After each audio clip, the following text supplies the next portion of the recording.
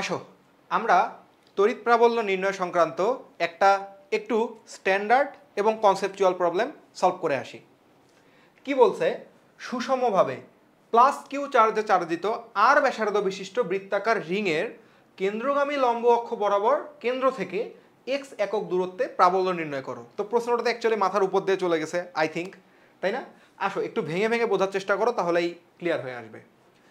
একটা রিং চিন্তা করো, রিং মানে এই যে এটা হচ্ছে রিং, তাই না?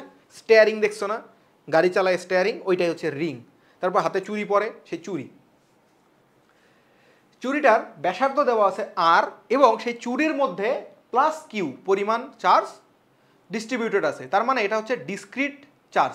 তো ডিসক্রিট চার্জের জন্য অবভিয়াসলি আমরা যদি প্রাবল্য নির্ণয় করতে চাই, সরাসরি বিন্দু চার্জের সূত্র k q by r square use করলে তো হবে না, বুঝতেই পারি। তো আসো আমরা চিত্র অঙ্কন করে তারপর একটু বোঝার চেষ্টা করি। আমরা সাইড ভিউ দেখতেছি, চিন্তা করে নাও, আমরা সাইড ভিউ দেখতেছি।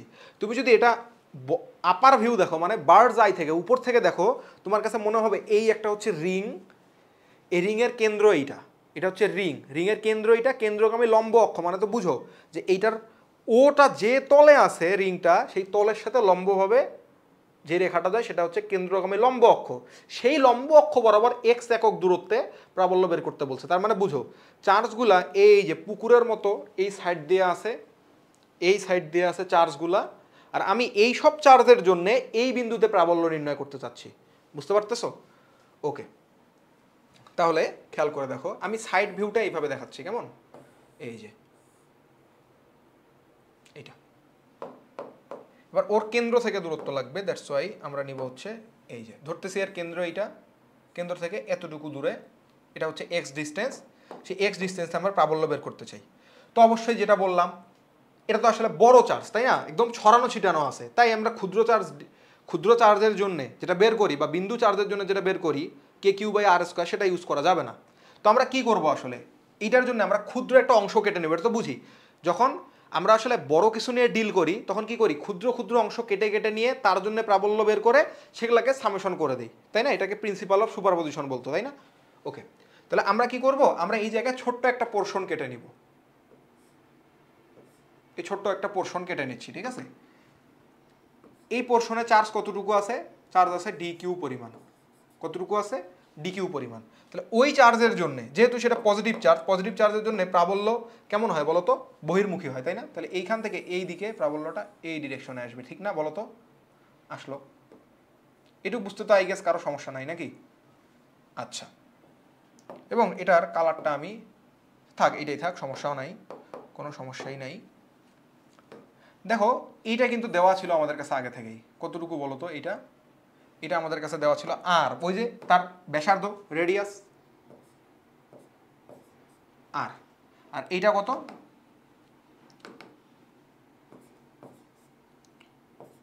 এটা হচ্ছে এক্স, তাই না? কারণ এই বরাবরই তো চাইছিল কেন্দ্রগামী লম্ব অক্ষ বরাবর এক্স দূরত্বে প্রাবল্য। তাই ক্ষুদ্র চার্জের জন্য আমি ক্ষুদ্র প্রাবল্য ডিই ধরে নিচ্ছি। সেই ডি কত আসবে বলো তো? কে কিউ বাই আর স্কোয়ার। এইবার কিউ মানে কি? এবার তো এটা একটা বিন্দু চার্জ নাকি?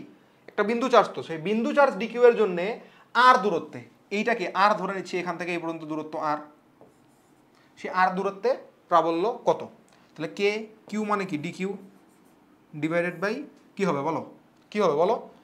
আর স্কোয়ার, তাই না? এবার আসো আমার কাছে, এই আর স্কোয়ারটা কত হবে বলতে পারবা?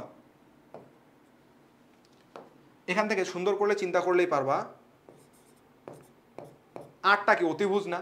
তাহলে অতিভুজ স্কোয়ার ইকুয়াল টু ভূমি স্কোয়ার, অর্থাৎ এক্স স্কোয়ার প্লাস লম্ব স্কোয়ার আর স্কোয়ার। তাহলে আমরা এখান থেকে কি বলতে পারি দেখো তো? K d q divided by x square plus r square. এইবার আসো মজার জিনিস, এইভাবে সবগুলো যোগ করে দিলেই তো হয়ে যাওয়া উচিত, তাই না? উচিত তো। কিন্তু চিন্তা করো তো বাবা, খুব ভালোভাবে চিন্তা করো, নিচের দিক থেকে দেখো। এবার এটা হচ্ছে সেই রিংটা, এই বিন্দুতে আমি প্রাবল্য বের করতে চাচ্ছি, কেমন? এইটুকুর জন্যে প্রাবল্যের ডিরেকশন হবে এইটা, তাই না? হবে তো নাকি? হবে তো। এর দুইটা উপাংশ আছে, তাই না? আচ্ছা ওই সাইডে দেখাই, তাহলে তোমরা ভালো বুঝতে পারবা।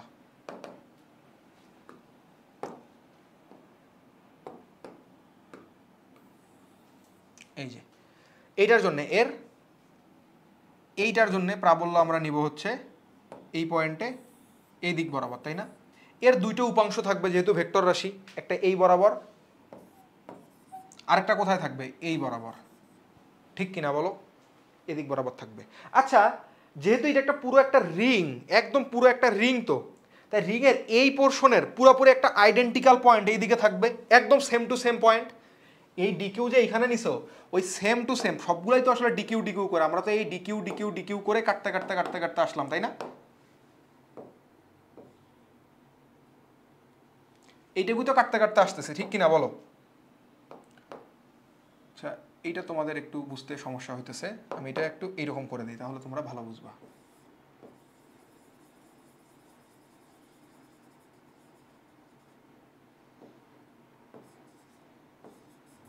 এইটুকু পোর্শনের চার্জটা হচ্ছে ডিকিউ চার্জ, ঠিক আছে? একদম সেম আইডেন্টিক্যাল একটা পয়েন্ট এই দিকেও আছে। তার জন্য যে প্রাবল্যটা আসবে সেটা ডিরেকশন কেমন হবে, এই দিকে, ঠিক না? এরও তো দুটো অংশ থাকবে, একটা এইদিকে আরেকটা থাকবে এইদিকে। আচ্ছা বলো তো, যেহেতু এইখানে উৎপন্ন অ্যাঙ্গেলটা সেম, অ্যাঙ্গেল যেহেতু সেম, সেহেতু কি হবে, এইটা আর এইটা পরস্পরের কাটাকাটি করে দিবে না, মানে সমান দিকে বিপরীত। বুঝো তো একটু খেয়াল করে দেখো, এইখানে যে কোণটা উৎপন্ন হচ্ছে সেই কোণটা প্রত্যেকটা পয়েন্টের জন্য সেম না? আরে বাবা এভাবে চিন্তা করো তো, এই যে একটা রিং ছিল, রিং, একটা কোণক উৎপন্ন হবে না এইখানে বাবা? একটা কোণক উৎপন্ন হইতেছে না? কোণক, ঠিক না? কোন আইসক্রিম, কোন টুপি, বার্থডে বয়রা মাথায় পড়ে যায় সেই টুপিটা। দেখো এখন এই জায়গায় এই কোণটা কিন্তু প্রত্যেকটা পয়েন্টের জন্য সেমই আসবে, মানে এই রিংয়ের উপরে, দেখো এই রিংয়ের উপরে তুমি যে পয়েন্টই নাও না কেন, ওই পয়েন্ট, এই যে এটা হচ্ছে ব্যাসার্ধ আর এইটা হচ্ছে সেই এক্স, এটুকু হচ্ছে সেই এক্স।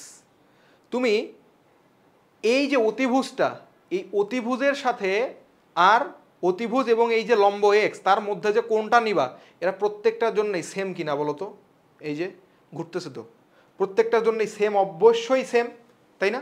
দ্যাটস ওয়াই এই দিকের পয়েন্টটা থেকে যে প্রাবল্যটা আসবে সেই প্রাবল্যের এই অংশটা কিন্তু আগের আইডেন্টিক্যাল পয়েন্টের এই অংশটাকে কাটাকাটি করে দিবে। অর্থাৎ আমরা যদি এইখানে থিটা ধরে একে উপাংশে ভাগ করি, তাহলে এর এই বরাবর উপাংশটা এইখানকার পয়েন্টটার যে এই বরাবর উপাংশ আসবে প্রাবল্যের, সেটা দ্বারা কাটাকাটি হয়ে যাবে। অর্থাৎ প্রতিটার এই উপাংশগুলা যোগ হবে, শুধু প্রতিটার এই উপাংশগুলা যোগ হবে, ঠিক আছে? একইভাবে এই দিকের একটা পয়েন্ট নিয়ে চিন্তা করলে এই দিকের পয়েন্ট থেকে প্রাবল্য ওই ভেতরের দিকে চলে যাইতো, আবার ওই ভেতরের একটা প্রাবল্য এই দিকে বের হয়ে আসতো। এই বের হয়ে আসা জিনিসের এই বরাবর উপাংশ আর ভেতরে যাওয়া জিনিসের এই বরাবর উপাংশ দুইটা কাটাকাটি করে দিত পরস্পরকে, এই যে এইরকম করে, আর প্রত্যেকটারই এই বরাবর আর এই দিকে যেটা আসছিল সেটার এই বরাবর উপাংশ দুইটা অ্যাড হয়ে যাইতো, ঠিক না? এটা 3 ডাইমেনশনাল জিনিস, আসলে 2 ডাইমেনশনাল জিওমেট্রিতে এইখানে বোঝানোটাও কষ্টকর, তারপরে যতটুকু বলা গেল বললাম। ওকে, এটাকে চিত্রে দেখাইতে গেলে কিছুটা এইরকম বলা যাবে যে এই যে এইখান থেকেও তো এইদিকে আসবে, এসে এরও দুইটা অংশ থাকবে, একটা এইদিকে নিব আর একটা এইদিকে নিব। এখন এইটার যেটা এইদিকে নিছি আর এইদিকে নিছি, আগেরটার সাথে এইটার এইটা কাটাকাটি হয়ে সবগুলার কেবল এক্স অক্ষ বরাবর অংশগুলো যোগ হবে, তাই না?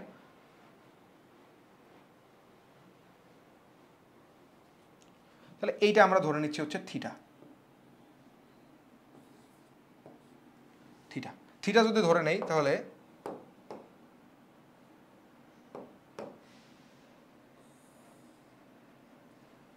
এদিক বরাবর কে আসবে, সেটা হচ্ছে থিটা। থিটা এটা আসবে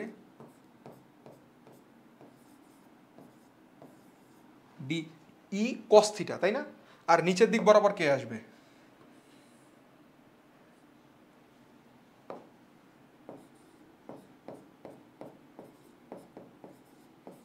ডি সাইন থিটা। এখানকার যে নোটটা হবে সেই নোটটা হচ্ছে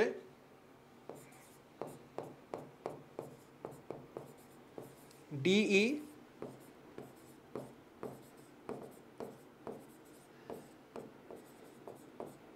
অংশগুলো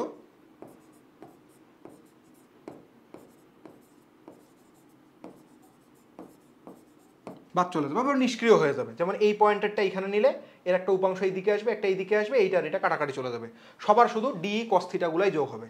তাই এখানে আমরা বলবো যে ই নেট যেটা আসবে,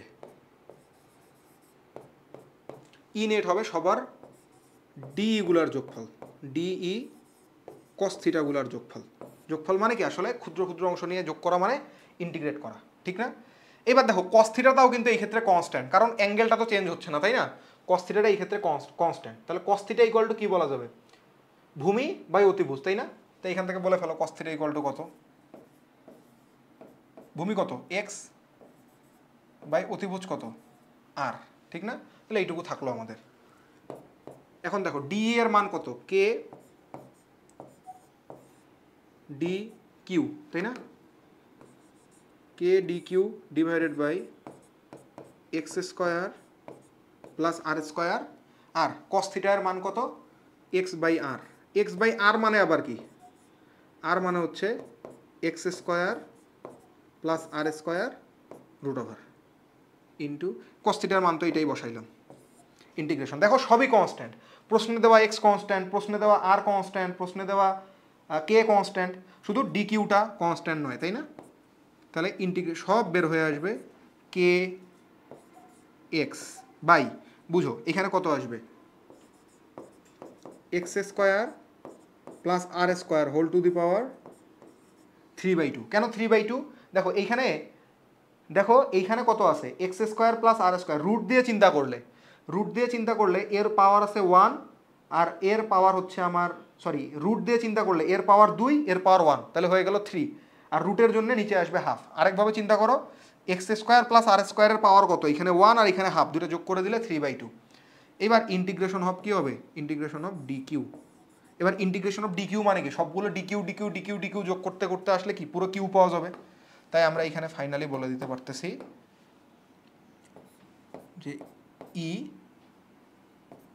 ইকুয়াল টু, এই এক্স দূরত্বে গিয়ে ই এর মানটা হবে k q x divided by x square plus r square whole to the power 3/2। Okay,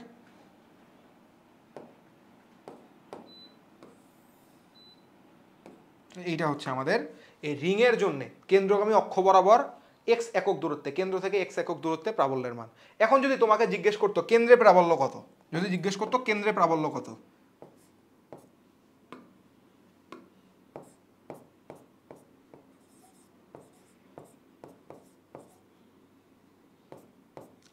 centre হইলে এক্স এর মান কত হয় বলো তো? এক্স এর মান 0, সেন্টার হইলে এক্স এর মান কত হয়? 0। তাহলে এটা যদি 0 হয় পুরো মানটা কি চলে আসবে? 0 চলে আসবে না? ঠিক তো? এখন নিজে একটু চিন্তা করে বুঝো, এই হচ্ছে রিংটা, হ্যাঁ? এই রিংয়ের এইখানে একদম ঠিক মাঝখানে তুমি একটা +1 কুলম্বকে রাখছো, কি হবে? প্রত্যেকটা পয়েন্টই ওকে সেম বলে বিকর্ষণ করবে, কারণ চারদিকে আছে পজিটিভ চার্জ, মাঝখানে পজিটিভ চার্জ। এইখানকার পজিটিভ চার্জ তো ওকে বলবে এই তুই ওই দিক যা, ও আবার ঠিক আইডেন্টিক্যাল ওই দিকের পয়েন্টটাকে এই দিকে ঠেলে দিবে, এই দিকেরটা এই দিকে ঠেলবে, এই দিকেরটা এই দিকে ঠেলবে। প্রত্যেকটা যেহেতু সমান দূরত্বে থাকবে, বুঝো এই যে রিংয়ের মাঝখানে আছে, তাহলে প্রত্যেকটা এর জন্য প্রাবল্য এইদিকে, এর জন্য প্রাবল্য এইদিকে, এর জন্য প্রাবল্য এইদিকে, এর জন্য প্রাবল্য এইদিকে, প্রত্যেকটা কাটাকাটি করে এর উপর নিট প্রাবল্য হয়ে যাবে 0। ঠিক এই কারণেই যে কোনো সুষম ক্ষেত্রের মধ্যবিন্দুতে প্রাবল্য সবসময় 0 হয়। অর্থাৎ আমি ধরো একটা ত্রিভুজ নিলাম, ত্রিভুজের এইখানে তিনটা সেম চার্জ রাখলাম, কিউ কিউ কিউ রাখছি, হ্যাঁ? এবার ভর কেন্দ্রে আমি প্রাবল্য বের করবো, দেখবো তো প্রাবল্য 0 হইতেছে মধ্যবিন্দু। আবার যদি বৃত্ত নেই, এই আর বৃত্ত আর রিং তো এটা একই হয়ে গেল, তাই না? তারপরে মনে করো বর্গক্ষেত্র নিছি, বর্গক্ষেত্রে এইখানে সেম চার্জ রাখতেছি, আর ভর কেন্দ্রে নিট প্রাবল্য বের করতেছি, 0 আসবে। কিন্তু চার্জের মান যদি ভ্যারি করে কিংবা সিম্বল যদি অর্থাৎ প্লাস মাইনাস যদি ভ্যারি করে তাহলে আবার আলাদা হবে, ঠিক আছে? ওকে, তাহলে আশা করি এটা তোমরা বুঝতে পারছো। কেমন?